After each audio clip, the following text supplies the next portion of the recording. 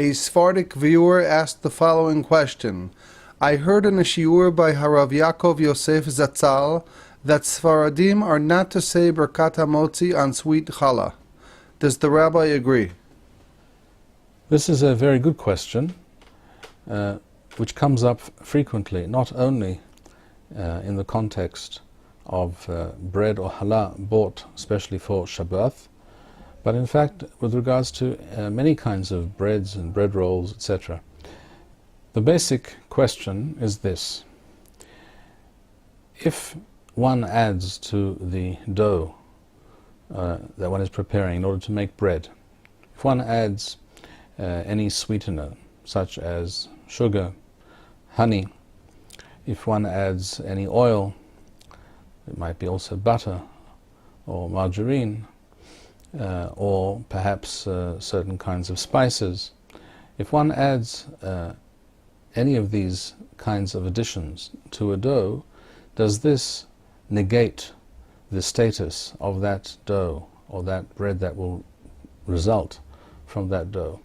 Does that negate its halakhic status as bread? In other words, bread simply has to be water, flour, yeast and salt, basically, and it should not contain any other ingredients. Or can bread also contain additional ingredients, for example sugar or oil, etc.? This discussion appears in the Shulchan Aruch, in the Tur and the Shulchan Aruch, in Siman Chof Samech Heth, in Orach Hayim. The basis of this discussion is to be found in the Talmud Bavli, or the concept that appears in the Talmud Bavli in Masechet Barachoth, Daf Mem Aleph Amud Be'eth 41b, where the concept of Path haba'ah bekisanin appears. And it is important to explain what this term means. And in fact, it's because of a number of differing interpretations regarding this concept that this entire discussion exists. The term kisanin or kisaneh in Aramaic refers to things that are munched on or chewed. In other words, the kinds of things that one may be presented with at the end of a meal as a kind of dessert, things like nuts, raisins, and the like, which are chewy and usually brittle, hard things, dried fruit, etc., etc. And Path haba'ah bekisanin refers to a kind of bread, that is to say dough, that was served together with these kinds of foods as part of the dessert. In other words, this was not regular bread. This was bread that was especially sweet and spicy. It was, for example, kneaded with a significant amount of sugar or honey, or filled with dry fruits and nuts and spices and the like. So it was not regular bread. It was not similar to the bread that one normally eats. This is what the term actually refers to. Amongst the Rishonim, amongst the medieval commentators, we find three interpretations as to what this kind of bread or this kind of pastry refers to. One interpretation, which is that of the Aruch and the Rashba and the Tur, is that it refers to a kind of dough which is made, shaped with a pocket, which is then filled with certain sweet things, sugar and spices, raisins, dried fruit, nuts, and the like. Something, in fact, similar to what Ashkenazi Jews refer to as Hamantaschen. That, in fact, is a good example. The Ashkenazi Hamantaschen is a good example of this concept of patha ba'ba kisanin. According to this interpretation, even though it doesn't seem to be correct in terms of the etymology of the word, they explain the term kisanin to refer to kisim, in other words pockets, in other words little pastries, pieces of dough that were formed in such a way that so they could, a pocket would be formed into which you would fold and place certain sweet, crunchy things in the middle. So according to that interpretation, patha ba'ba kisanin refers to little pieces of pastry with a pocket which are filled with something, usually some sweet, spicy thing.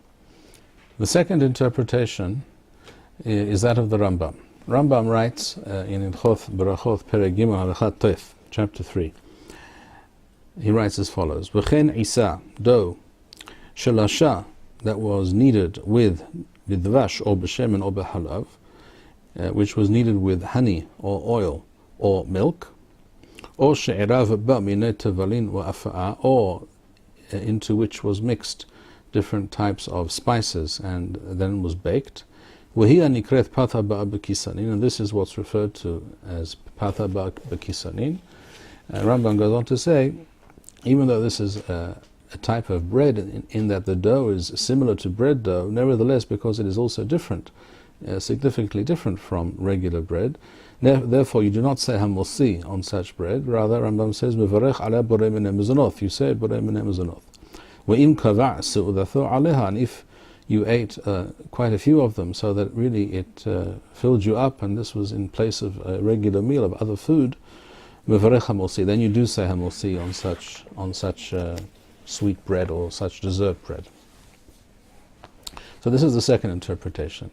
In other words, little pieces of dough, they could be buns, they could be like biscuits, whether they're very hard or soft, in other words, how they're baked exactly is not critical, as we will see in a moment.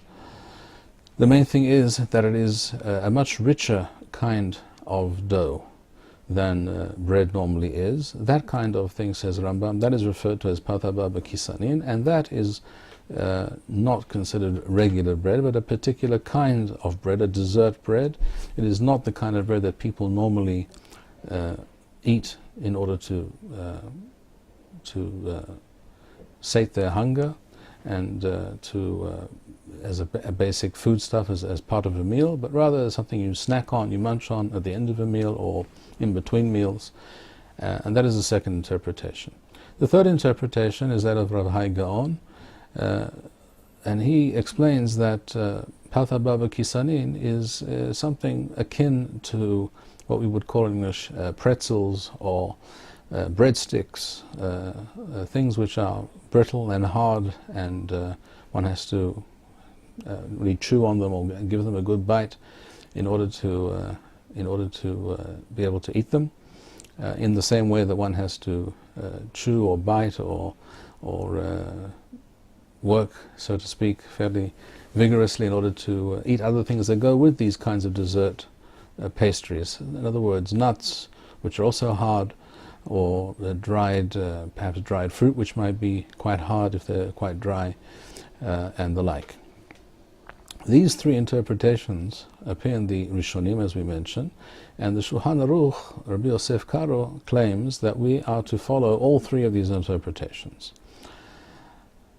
Now, with regards to the second interpretation, that of the Rambam, which is the one that is relevant to our discussion here, there are two possibilities, there are two ways of understanding what Rambam is referring to, because again, if we read what Rambam wrote, Rambam speaks of isa, dough, bread dough, that was kneaded with dvash or shemen or halav, honey, oil, or milk, or she'erav ba minei tevalin, or into which was mixed various types of spices.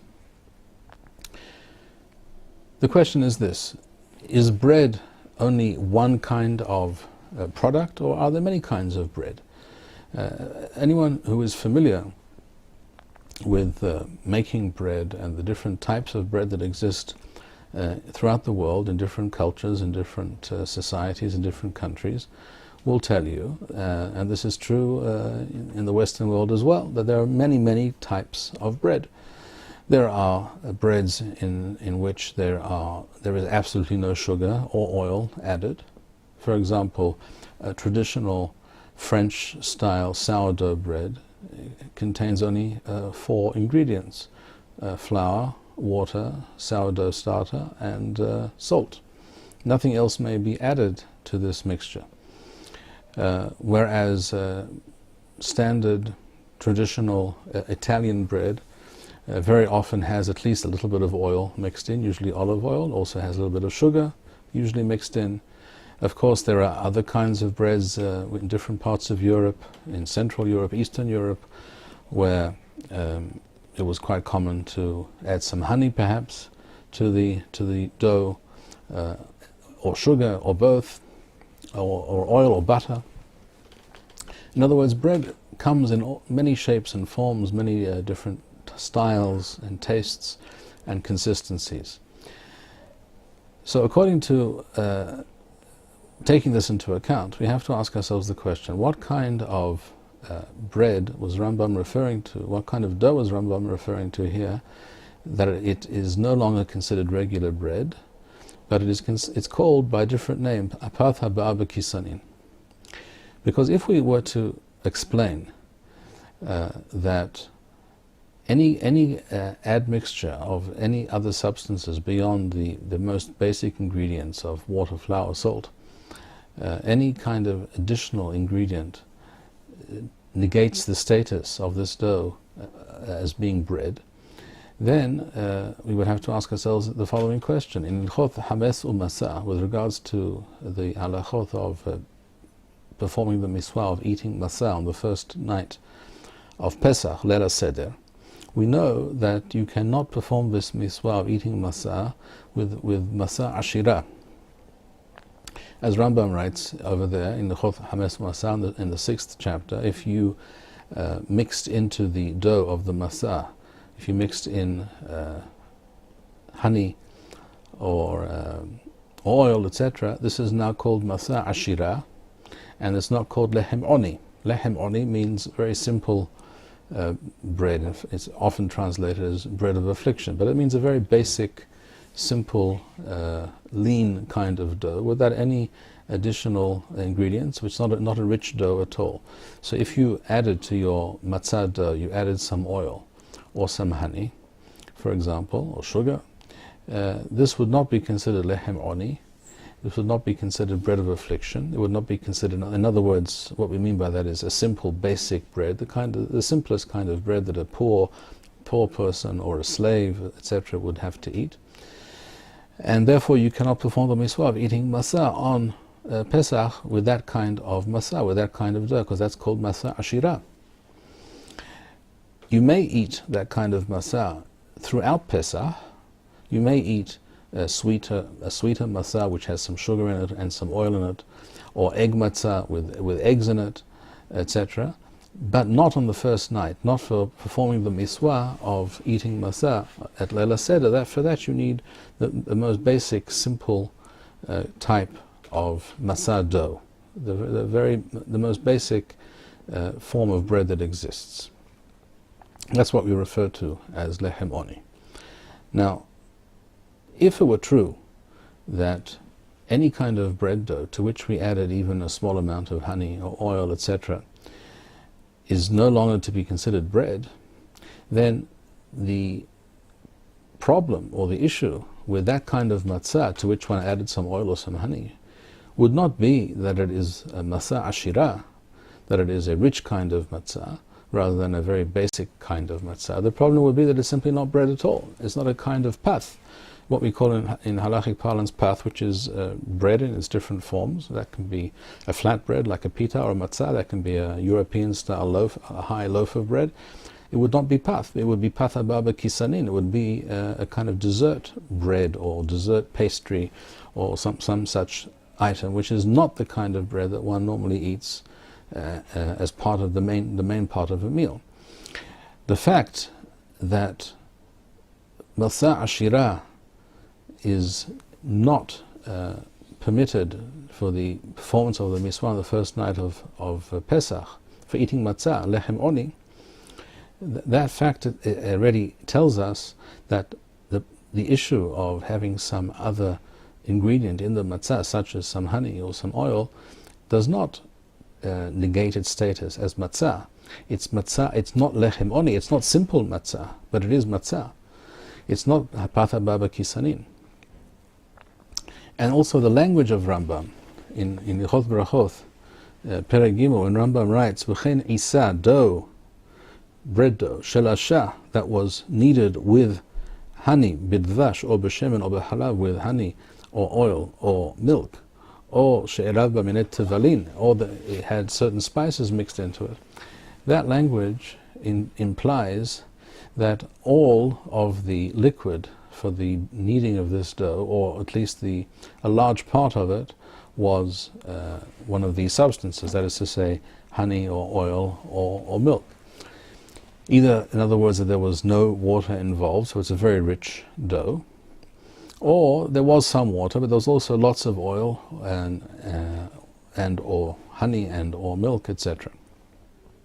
That is the meaning of the text as Rambam writes it. And this interpretation was in fact the initial understanding of the Beth Yosef, Rabbi Yosef Karo. He suggested this interpretation, that the meaning of Rambam here in Ilchot Barachot Perek Gimel is to say that we are talking about a dough that was kneaded with lots of honey or oil or both, or milk, etc., and spices, even though there may have been some water, but there is much more than is normal in a bread dough, and therefore it is now considered pat haba'ah kisanin and not regular bread. However, the Beth Yosef then turns around and says, on the other hand, Rambam also says that we're also talking about a dough into which some spices were mixed. And he says, after all, when it comes to mixing spices into a dough, let's say we're talking about adding some cinnamon to the dough. One does not add huge amounts of cinnamon. One adds a relatively small amount. In other words, one cannot say that the cinnamon is a major component in the dough. It is a small component in the dough. And yet, Rambam says this is called pat haba'ah kisanin. So he says, if that's true of the spices, then it should also be true of the honey, or the milk, or the oil. In other words, even though only a small amount of these substances were added to the dough, it is already considered pat haba'ah kisanin and no longer considered regular bread. And that second interpretation is the one that Rabbi Yosef Karo chooses to adopt, and that is what he implies in the Shulchan Aruch. However, the fact of the matter is that seeing that the entire discussion of the Beth Yosef with himself, the first or the second interpretation, has to do with what Rambam meant when he wrote these words, of course we need to ask ourselves, is that in fact what Rambam meant? And we do know what Rambam meant, and what Rambam meant is not what the Beth Yosef suggests in the second interpretation, but in fact as he himself understood and suggested in the first interpretation. And how do we know this? Because Rambam was asked a question, a halakhic response we have of Rambam, which appears in his collected responsa, and Siman Resh Yod Gimel. And the question there was asked of the Rambam about a kind of bread or some kind of pastry that was offered at the end of the meal as a kind of dessert. In Arabic was called kataif or something along those lines. I hope I'm pronouncing it correctly. And in Hebrew the correct translation would be sapihith. And Rambam was asked, what bracha does one say on this food which is brought at the end of the meal after the main course has been eaten? And he says, you should know, and I quote, De'u, no, ki hasapihith pathi, the kind of bread that you refer to, which is a sweeter kind of bread than usual. It probably has a significant amount of honey or sugar and maybe some spices like cinnamon or the like mixed into it. The Rambam says this kind of bread or this kind of dough is a bread. It's considered bread, and therefore it does not require another bracha because it's like any other bread that you ate at the meal. So therefore it was covered by the bracha of hamotzi. What we see from this, in other words, here Rambam says this is a regular kind of bread, whereas we just read earlier in Hilchot Berachot Perek Gimel, Rambam said a kind of bread dough that was kneaded with oil and or honey and or milk, etc., and with some spices. That is not called regular bread. That is called pata baba kisanin. We have to therefore understand what is the difference between these two cases. Here in the Teshuvah, Rambam said that a kind of bread dough that has mixed into it some other ingredients such as sugar and spices is to be considered bread. And over there Rambam said that something which is kneaded with these substances is not considered regular bread. The only explanation therefore has to be as follows.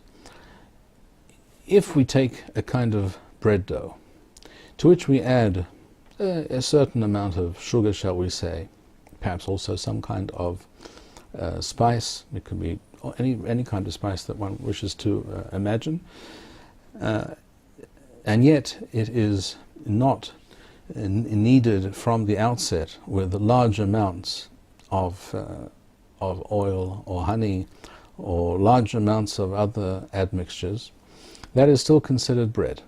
If, however, as Rambam writes, as he very precisely describes in Hilchot Berachot, if we're talking about a dough that was kneaded by and large with these other substances, not water, which is what you need a basic bread dough with, and not even water plus a small amount of these other substances such as oil and honey, etc., but rather you used large amounts of honey or oil, etc., and larger amounts, more significant amounts of spices, this is no longer considered regular bread. In other words, it's all a question of degree. So if we were to take the example of the kind of bread rolls that are often found at smachot, at weddings, at bar mitzvahs, etc., they're placed on the table, and some people claim that you do not have to wash your hands and you don't have to say hamotzi for these bread rolls because they use a small amount of some fruit juice or oil and a small amount of sugar in the dough. This, according to Rambam, is entirely not true. Rambam says explicitly that those things that he refers to in Arabic as qataif, which is in Hebrew thapihit, some kind of a spiced and sweetened bread, this is considered bread for all intents and purposes, says Rambam. So from here we see that according to Rambam, and this was the Beth Yosef's first interpretation of the Rambam, according to Rambam, a bread dough which has some additional ingredients which do not change the overall nature of the product is still viewed and understood and referred to by people as bread, but it is a slightly sweeter bread, for example like a sweeter challah on Shabbat, etc. That is considered bread. And that is exactly, by the way, what the Ramah in the Shulchan Aruch writes, that the Ashkenazi practice is to consider a bread which has even some sugar and oil and what have you in it, or eggs, and it's therefore a slightly lighter and therefore also a richer dough and has a slightly different flavor than more plain bread. This is also considered bread for all intents and purposes. It is only when the amounts of these additional ingredients is such that it changes the entire nature of the product and no one would refer to any longer as regular bread, only then does it cease to be bread. And one cannot really quantify this distinction. It is something which a person understands and perceives by use of common sense and by that which is considered at least in that part of the world, regular bread, and that which is not considered regular bread. So, the Beth Yosef's, the Shulchan Aruch's understanding of this subject, which was based on the question how to understand what Rambam was driving at, And the Beit Yosef himself suggested two interpretations, and he eventually opted for the second interpretation. But unfortunately, that second interpretation contradicts that which Rambam writes explicitly in his Teshuvah, whereas the first interpretation does not. So clearly that first interpretation is the correct interpretation. That is what Rambam meant. And therefore, in summation, one can make bread, one can bake bread in many different ways, with many different ingredients. As long as it is considered bread and looks like bread and is eaten at a meal as bread is normally eaten at a meal, and as opposed to what? As opposed to being some kind of special and clearly different type of dessert item, some kind of delicacy, some kind of sweet bread, etc. As long as that is the case, even if it has even a fairly significant amount of sugar or honey or oil or what have you added to the dough, this does not change the status of that product and is considered bread. And therefore, I do not consider, of course, that the issue here is whether one is Sfaradi or Ashkenazi or Temani or anything else. The question is what is the correct halakha, and in this particular case, the issue is what did the Rambam mean to say. And seeing that we have the Teshuvah of the Rambam, which the Beit Yosef, the Shulchan Aruch, did not see and does not mention, and we do have it before us, and we see that Beit Yosef's initial interpretation and suggestion was the correct one, that is the option, that is the interpretation that we should follow. Therefore, the halakha is that sweet challah, sweet bread rolls, any kind of item which is generally looked at and understood to be bread and referred to as bread, is bread. And this is true for all Jews, Ashkenazi or Sfaradi. Thank you, Rabbi Bar-Hayim. We would like to encourage our viewers to share these videos with friends and send in your responses. We would also like to suggest the following opportunity to our viewers. If you identify with Rabbi Bar-Hayim's message and would like to sponsor or dedicate a video interview with the rabbi in honor or memory of a loved one, if you would like to obtain Birkon Nusach Eretz Yisrael, or invite the rabbi for a speaking engagement, please email us at office@machonshilo.org.